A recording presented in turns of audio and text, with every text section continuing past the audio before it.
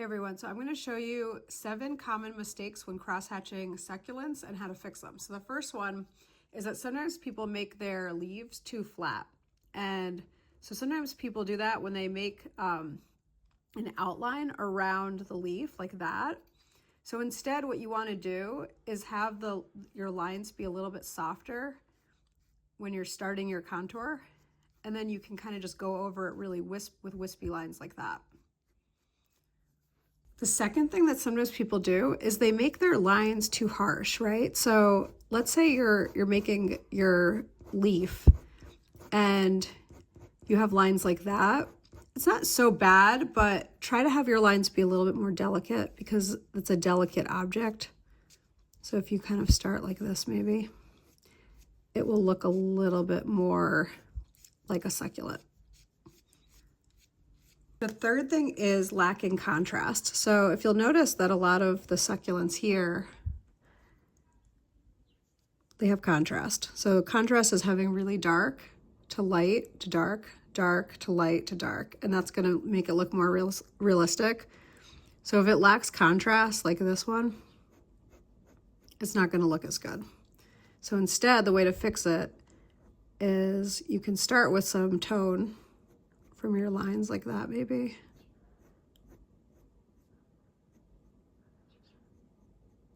But you want to build up some contrast. And the way to do that is just by layering quite a bit.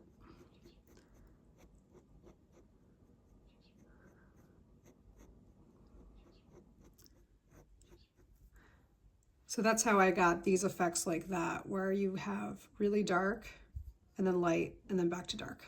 The next one is if your lines are just going in any random direction and they're all haphazard. So let's say your lines are just kind of doing that. Instead, what you want to do is think about your lines like this one going from one side like that to the other.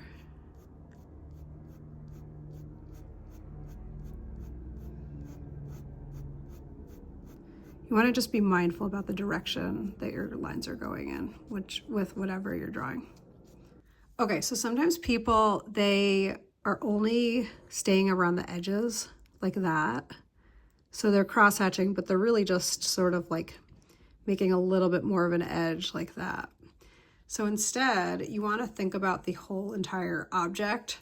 So like in this one, for example, I'll just layer a little bit more.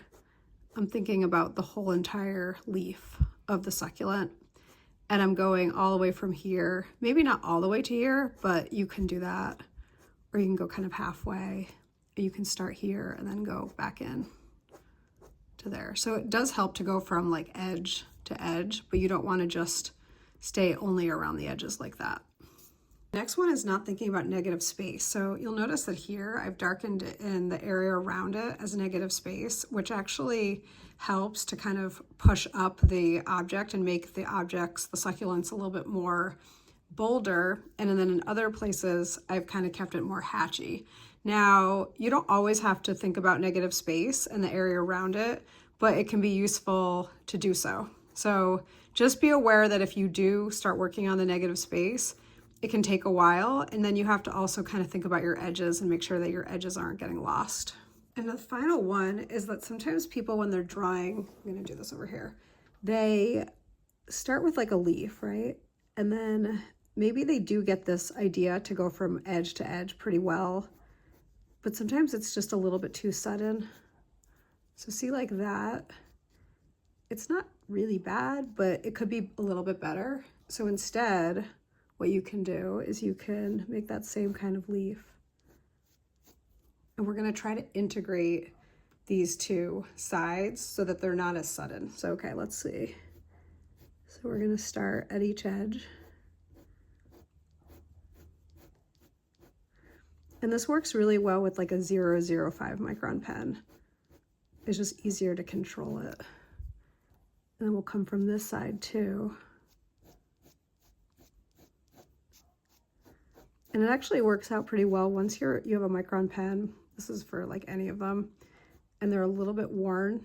It can actually make it easier to get these different value gradations. So notice here there's a little bit more of a gradient than here. And I could even build it up a little bit more just so that it's not so sudden. So again, it's not that this looks really bad, but it could just be a little bit more gradual. And even with this, like this is just a different look. You can make it, so you can see, you can kind of make it a little bit more gradual by just adding some lines into the center. So that's the last one. If you learned something new, please hit the subscribe button, like the video, leave a comment, and I'll see you next time.